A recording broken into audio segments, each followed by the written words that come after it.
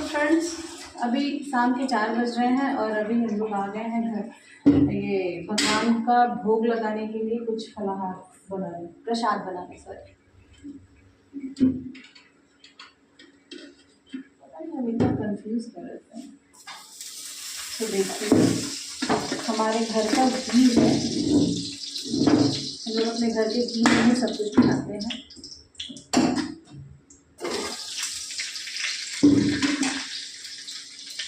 आप लोग देखते हैं, ये है मखाना, इसको हम फ्राई करेंगे।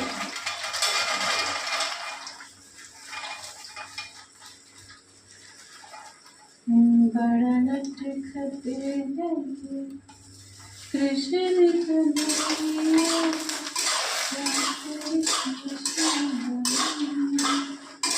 तो मैं आपको बता दूँ कि आज मेरा फास्टिंग है, जैसा कि मैंने आपको पहले भी बताया था। और मैं निर्जला फास्टिंग करती हूँ, यानी कि बिना पानी का। सलोनी, आप भी फास्टिंग की हुई है ना? हाँ, आप फलाहार वगैरह की है या नहीं?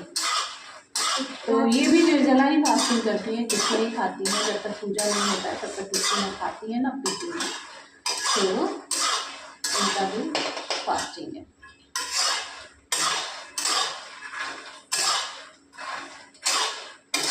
आप लोग कैसे करते हैं, आप लोग मुझे ज़रूर बताइएगा। हमारे यहाँ तो इसी तरीके से होता है।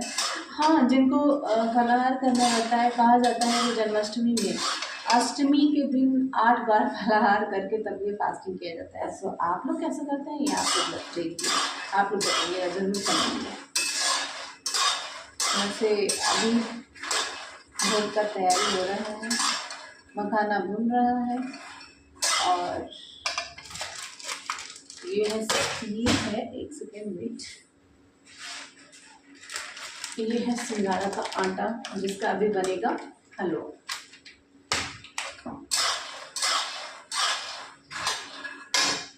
फ्रेंड्स, रामदाना आप लोग जानते हैं क्या होता है? ये है रामदाना। इसको भूनने पे बहुत अच्छा से ये उभर के आता है, बहुत अच्छा बनता है। तो अभी मैं दिखाती हूँ इसको भून करके आप लोगों को, देखते रहिए आप लोग। भूनिए। तो फ्रेंड्स, मैं यहाँ पे मखाना भून रही थी और फिर सलोनी को मैंने बोला कि आप भी ये देखो, आप इसको मखाना को चलाओ, मैं अभी आ रही हूँ। और मैं कुछ कर रही थी, यानी कि यहाँ रामदाना भुनने का तैयारी कर रही थी मैं। हाँ, आप लोगों के यहाँ क्या कहा जाता है ये आप लोग मुझे ज़रूर बताइएगा। हमारे यहाँ तो इसको रामदाना बोला जाता है, अपने यहाँ का ज़रूर बताइएगा। वैसे फिर मैं आप लोगों से कुछ बातें कर रही थी और रामदाना को भून रही थी। हाँ, जन्माष्टमी के बारे में भी मैंने बहुत कुछ बताया है इसमें कि हाँ, जन्माष्टमी में क्या क्या किया जाता है, क्या क्या नहीं किया जाता है। वैसे तो हमारे यहाँ जन्माष्टमी पूजा के दिन बहुत सारे नियम होते हैं, सबके यहाँ का अपना अपना नियम होता है। और हाँ, मैं यहाँ पे दूध लेके आ रही थी क्योंकि मुझे हलवा बनाना था ना, तो गाय का दूध और पैकेट वाला दूध समझ में ही नहीं आ रहा था कि कौन कौन सा है। वही मैं यहाँ पे समझ नहीं पा रही थी, जिसको लेकर के मैं परेशान थी।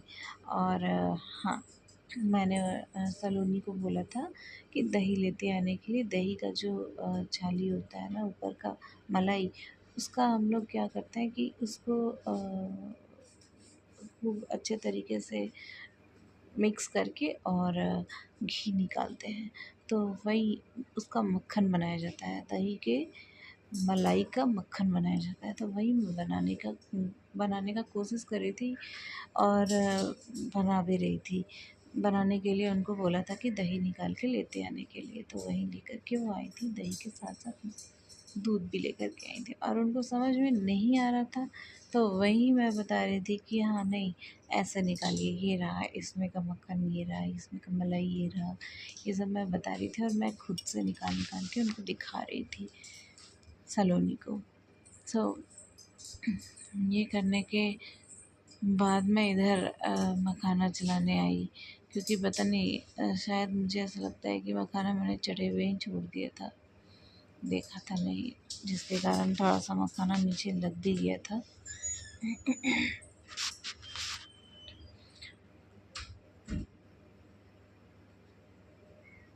और अब मैं जा रही हूँ बनाने ये रामदाना। सो आप लोग रामदाना भी देख सकते हैं कि किस तरीके से बन रहा है। मैंने इसको ऊपर से ढक दिया था इसलिए क्योंकि ये जब भूना जाता है ना तो ये फूटता है, और फूटता है तो पूरे चारों तरफ किचन में मतलब स्लैब पे गिर जाता है, तो इसीलिए मैंने सोचा कि इसको मैं ढक के बनाती हूँ। आप देखिएगा कैसा बनता है। और फर्स्ट टाइम मैं ये बना रही हूँ, गांव पे ही होता है। मुझे आ नहीं रहा था बट मैं देखी थी लोगों को बनाते हुए अपने घर में। मेरी दादी बनाती थी तो मैं देखा करती थी। और अभी क्या है ना कि अब सोची चलो मैं ही बनाती हूँ। और हाँ, थोड़ा सा हल्का सा लग गया था बट बढ़िया बना था। और ये देखिए सलोनी को, सलोनी देख रही थी, उनको लग रहा था कि पता नहीं मैं कैसे बनाऊँगी कैसे नहीं। तो फिर बेचारी बहुत ही अच्छी हैं। अब वो फिर लास्ट में बोली कि लाइए दीजिए आंटी, मैं बनाती हूँ। तो फिर मैं उनको दे दी कि चलो लो आप भी बना दो, बढ़िया रहेगा। मैं उनको बोली कि हाँ धो के आइए और फिर आप बनाइए। और वो जो बनाई थी देखा आपने कैसा बन गया है, एकदम वाइट वाइट सा हो जाता है। तो फिर यहाँ पे सलोनी आ गई और सलोनी कपड़े की मदद से वो उसको भूनना स्टार्ट की। मैं उनसे पूछ रही थी कि ये जो कपड़ा है वो साफ़ है, क्योंकि पूजा पाठ के काम में साफ़ सुथरा कपड़ा, पूजा पाठ के काम में साफ़ सफाई का ध्यान रखना काफ़ी ज़रूरी होता है। इसीलिए मैंने सलोनी को बोला कि ये कपड़ा धुला हुआ तो है ना। और हाँ, सलोनी यहाँ पे भून रही थी रामदाना को और मैं पीछे मक्खन बना रही थी। मक्खन बनाने के चक्कर में मैं लगी हुई थी। वैसे तो हमारे यहाँ मतलब देखिए यहाँ पे सलोनी भून रही है रामदाना को, अच्छा तरीके से भून लेंगी। देखिए ये कैमरा फ्रेंडली नहीं है बट हाँ हो रही है धीरे धीरे कैमरा फ्रेंडली। और वहाँ पर मैं खड़ी होकर के मक्खन निकाल रही थी, मक्खन निकालने का कोशिश कर रही थी। और वो धीरे धीरे धीरे धीरे जा कर के तब निकला जब पूजा करने हम लोग बैठे, है ना। तो ये अच्छे तरीके से भून ली है। वैसे मैं डिटेल में आप लोगों को दिखा दूँगी कि किस तरीके से मैं इसको भूनी हूँ और किस तरीके से ये पूरा फूट करके खूब बढ़िया सा बन चुका है, ये मैं आपको दिखाऊंगी। और हाँ, यहाँ पे मैं दिखा रही थी कि किस तरीके से माखन मैं बना रही हूँ, ये मैं दिखा रही थी। आप लोग भी घर पे अगर माखन बनाते हैं तो बढ़िया रहेगा।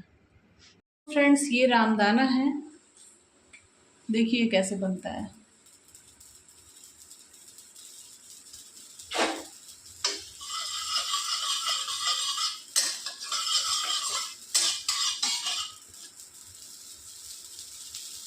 वाह कितना बढ़िया बन रहा है एकदम।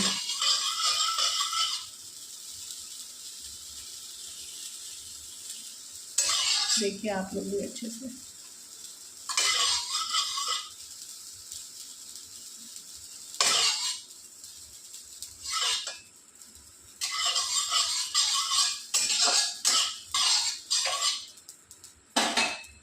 डन, ये बन चुका है रामदाना है खड़ा, जिसको पंजीरी बनाने के लिए मैं यहाँ पे हल्का सा रोस्ट कर रही हूँ।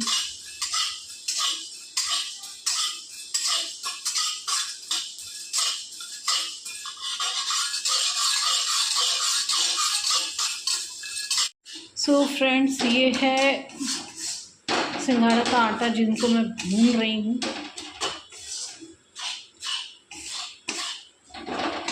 इसका हलवा बहुत ही टेस्टी होता है। इसमें इलायची होगा, उसमें दीजिएगा जरा कूट के। घी में इसको भूना जाता है अच्छे तरीके से।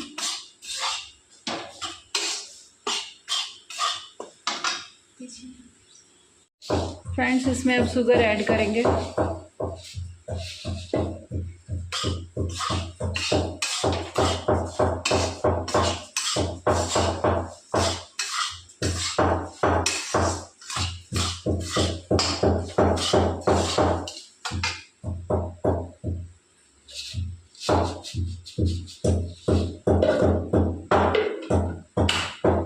फ्रेंड्स इसमें अब किशमिश डालेंगे।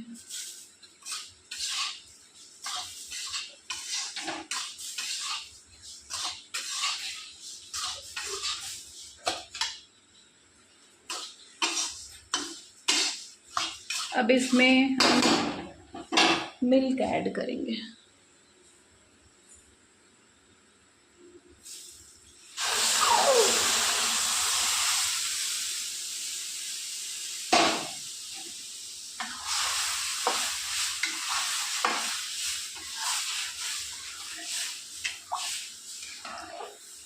तो फ्रेंड्स ये हलवा बन के अब रेडी हो चुका है।